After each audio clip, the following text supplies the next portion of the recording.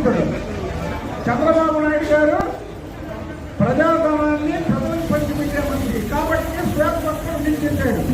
శ్వేతపత్రం అంటే ఏంటో అర్థం తెలియదు జగన్మోహన్ రెడ్డి, శ్వేతపత్రం అంటే ఏంటో తెలియని పేరున్నాని చంద్రబాబు గారు గురించి శ్వేతపత్రం విడుదల చేసిన దాని గురించి మాట్లాడుతున్నారు.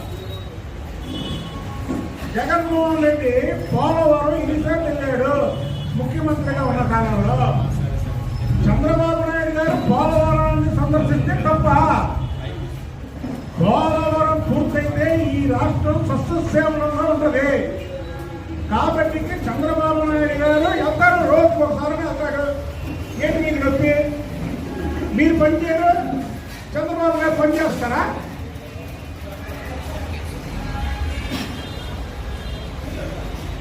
ముప్పై 5 ఈయన ఏం చేయలేదు. ఏం చేయాలి 35 రోజుల్లో? పెన్షన్లు మేము 2000 మీరు 3000 ఇస్తానన్నది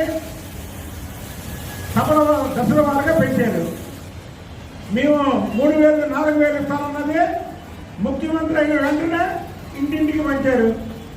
మళ్ళీ ఏప్రిల్లో ఉన్నటువంటి పెండింగ్ కూడా పంచారు.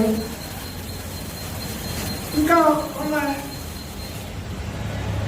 ఈ రాష్ట్రాన్ని మీరు ఎలా దోచుకున్నారో, ఏ ఏ శాఖల్లో ఏమేమి చేశారో, ఏ శాఖల్లో కూడా డబ్బులు లేకుండా చేశారు, ప్రతి కార్పొరేషన్లో మీరు అప్పులు చేశారు.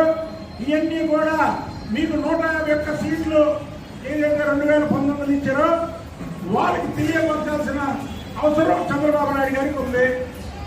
ఇవాళ శ్వేతపత్రం రిలీజ్ చేసి ఒక్కొక్క శాఖ గురించి మీకు ప్రజలకు వివరిస్తున్నారు. ప్రజలకు వివరిస్తుంటే వీళ్ళ దొంగతనం ఎక్కడ బయటపడిపోయింది, వీళ్ళ దొంగతనాలు ఎక్కడ బయటపడిపోతాయని